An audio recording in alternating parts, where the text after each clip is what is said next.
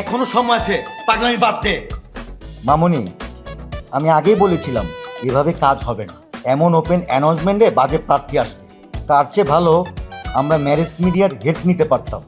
আহ বাবা, তুমি এত অধৈর্য হয়ে না তো, সবে মাত্র 23টা গেছে, আর একটু অপেক্ষা করে দেখি, ঠিক আছে? আচ্ছা শরীফ, নেক্সট।